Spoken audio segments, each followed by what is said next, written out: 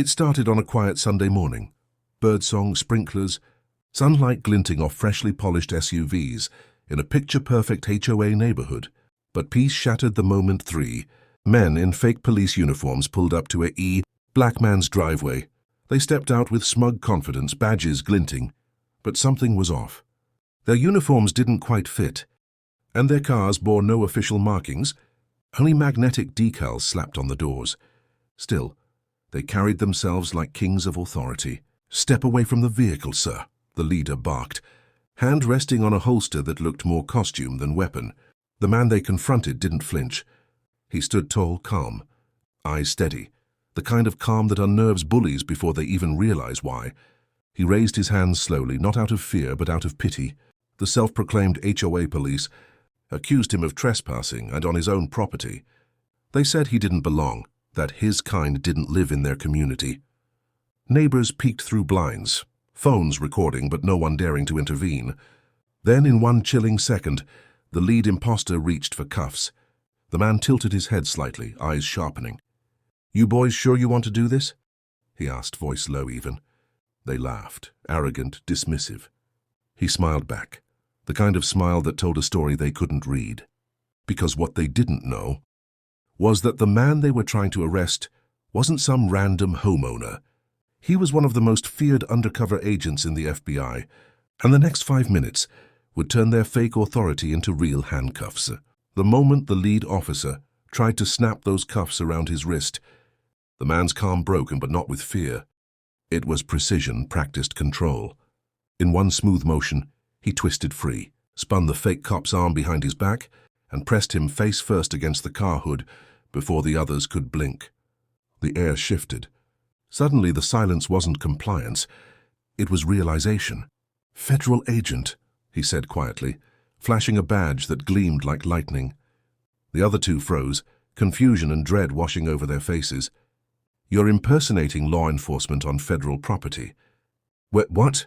No, this is HOA jurisdiction," one stammered, voice cracking. The man almost laughed. "HOA jurisdiction?" he echoed. "You're about to find out what real jurisdiction looks like." He moved like a storm, methodical, controlled. Within seconds, their fake badges and prop guns were confiscated. The neighbors who'd once whispered behind their blinds were now filming openly. "You might want to keep recording," he told one of them. "This is what happens when authority becomes a costume." The HOA chief, still pinned to the car, tried to protest. "You can't do this." "I know people." The agent leaned closer, his voice calm but cutting. "So do I, but mine wear real badges." The local police arrived minutes later, sirens wailing, the real ones this time. They found the imposters cuffed, silent and pale. As officers led them away, one whispered, "Who are you?" He looked back, eyes cold as steel. "The man you shouldn't have woken up today." And just like that, the hunters had become the hunted. Long before that chaotic morning, before the fake badges and the viral footage, Agent Marcus Hale had moved into that quiet HOA community for one reason: peace. After 2 decades of undercover work, dismantling criminal networks, he wanted silence, a garden, a life that didn't smell like gunpowder or fear. His wife had passed years ago, and this little cul-de-sac, with its trimmed lawns and pastel mailboxes, felt like the one place, untouched by darkness. But Marcus didn't know that. The real danger here wasn't gangs or syndicates, it was power, wrapped in petty arrogance. The HOA board had grown used to control, to deciding who was acceptable and who wasn't. And when a black man, with no small talk and no social events, suddenly bought the nicest home on the street, whispers started. Some said he didn't fit. Others said his car was too suspicious. HOA president, a woman named Cheryl Moore, decided to handle it. At first it was letters about rule violations. Then came fines. Then visits, then threats. Marcus ignored them. He'd faced cartel bosses. A neighborhood committee didn't scare him. But they mistook his silence for weakness. And that's what led to the stunt with the fake police. What none of them knew was that the very land the HOA stood on had been flagged in a federal corruption probe, one Marcus was quietly overseeing. He hadn't moved there by accident. He'd come to investigate. And when the fake cops showed up that morning, They didn't just target the wrong man. They stumbled into the middle of an active FBI operation. Their little act of intimidation had just become evidence. Cheryl Moore wasn't your average HOA president. Behind her polished smile and manicured lawns was a network that ran deeper than anyone in the neighborhood knew. On the surface, she was the perfect suburban leader, organizing charity drives, enforcing lawn regulations, sending out cheerful newsletters with her signature at the bottom. But behind the curtains, Cheryl had built something darker, a private circle of influence that stretched from real estate, brokers to small-town officials. She had a hand in every house sale, every permit, every property dispute. Her HOA wasn't just about rules. It was about control and money. Every new homeowner meant new fees. Every violation meant a fine. And every complaint that disappeared meant another bribe buried. The HOA's security division, the fake police, was her idea. A way to scare off undesirable residents who might not fit her picture-perfect vision. What she didn't know was that the federal government had been watching her for months. Marcus had been assigned to her file long before he ever moved in. She was a name on a list, a suspect in an ongoing investigation into housing, discrimination and financial fraud. But when her team tried to intimidate him, Marcus saw an opportunity, catch them in the act, and expose everything in one strike. That morning wasn't a coincidence. It was the moment her empire began to crack. The HOA police weren't just bullies. They were the visible tip of her corruption. And now the FBI had it all on record. And while Cheryl believed she ran the neighborhood, she never realized her newest homeowner ran her entire case file. The hunter was already living inside her walls. From that moment on, Marcus shifted from neighbor to investigator, quietly, methodically, and with a precision only years of FBI work could bring. He began setting traps in plain sight. Hidden cameras were disguised as porch lights. Motion sensors doubled as microphones. And every casual conversation with an HOA member was being recorded. To Cheryl's team, he was just another homeowner complying with the rules. In reality, every interaction was feeding data into a federal evidence chain.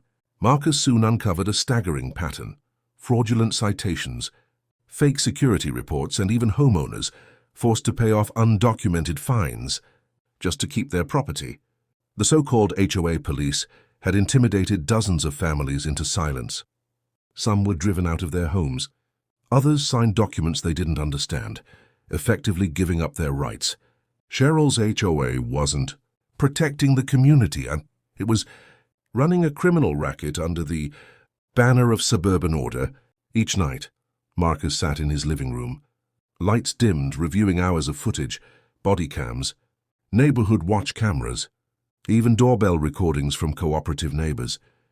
The web of deceit was bigger than anyone had imagined. But the deeper he dug, the more dangerous it became. One night, Marcus received a note slipped under his door. "Stop digging, agent." That was the first time anyone had called him by his real title. Someone inside the HOA knew. The line between hunter and hunted was vanishing fast. Still, Marcus didn't back down. He knew that once the evidence was airtight, the arrests would be inevitable. The suburban fantasy Cheryl built was about to be torn apart, one fraudulent signature at a time. The calm before the storm had arrived, and Marcus was ready for the storm to break. The morning of the sting began like any other, quiet, deceptively peaceful. The cul-de-sac glowed under the sunrise, sprinklers humming, kids waiting for their school bus. But beneath that calm, dozens of unmarked vehicles waited just beyond the valley road. The operation had been weeks in the making, and Marcus, dressed in a simple gray hoodie, stood on his porch sipping coffee as if nothing was about to happen. Inside his ear, a faint voice crackled, "Alpha Team, move on my mark." Down the street, Cheryl and her fake HOA officers were gearing up for another so-called inspection. Clipboards, badges, even mock citation books, all props in their illusion of authority. Marcus watched as they strutted toward his property, smirking, confident. But this time the trap wasn't for him. It was for them. As soon as Cheryl crossed the gate line, Marcus spoke calmly into his mic. "Now." Within seconds, SUVs roared in from every direction. The neighborhood erupted in shouts and flashing lights. Real FBI agents, not imposters, swarmed the street. Weapons drawn, orders barked. Cheryl froze mid-step as two agents pinned her to the ground, confiscating her fake badge. Her so-called officers panicked, tossing their radios and running. But there was nowhere to go. Marcus walked forward slowly, badge visible now, voice steady and cold. "You wanted to play police? Congratulations. Now you're under arrest." The neighbors stood in stunned silence, cameras recording every second. The HOA police had been unmasked, exposed for the fraud they were. Cheryl's defiant smirk finally vanished as agents read her rights. The quiet street that once feared her now watched justice unfold on its doorstep. The HOA empire she built on intimidation had crumbled under the very badge she had faked. The courtroom was packed, not with lawyers or reporters, but with neighbors, homeowners, and people from across the country who had followed the story online. Overnight, Marcus's quiet sting operation had gone viral. Millions watched the clips of fake HOA police being tackled by real FBI agents. The hashtag #HoScam exposed trended worldwide, and everyone wanted to see how justice would land. Cheryl sat at the defendant's table, her once flawless hair now tied back, her arrogance replaced by panic. Her lawyer tried to spin it. Misunderstanding, miscommunication, community enforcement experiment. But the evidence was undeniable. Forged documents, fake police IDs, wiretapped audio of her demanding fines from terrified residents. When Marcus took the stand, the room fell silent. He didn't gloat or grandstand. He simply told the truth. How a group of bullies turned a neighborhood into a dictatorship. How innocent families were harassed under the pretense of HOA law enforcement. And how he had quietly gathered every piece of proof they left behind. Then came the reveal. The prosecutor played the video of Cheryl bragging, "We run this block, not the police, not the feds." The audience gasped as Marcus's voice came through next in that same recording. "Funny thing," he said on tape, "I am the feds." The courtroom erupted. Cheryl's head dropped. Her empire of control had fallen apart in seconds. The judge's gavel struck hard, sentencing her to years for impersonating law enforcement and fraud. As cameras flashed, Marcus walked out of the courtroom, not as a victim, but as a man who turned justice back on corruption. And by that night, millions had already watched the clip. The calm man who exposed an empire built on fear.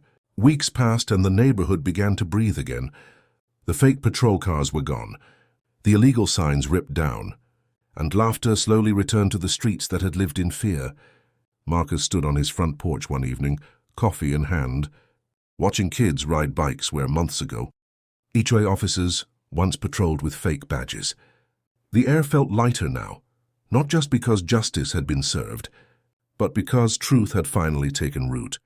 The FBI wrapped up its investigation, revealing the scale of Cheryl's deception. Hundreds of thousands stolen in fines, forged legal documents, and a private militia built on intimidation.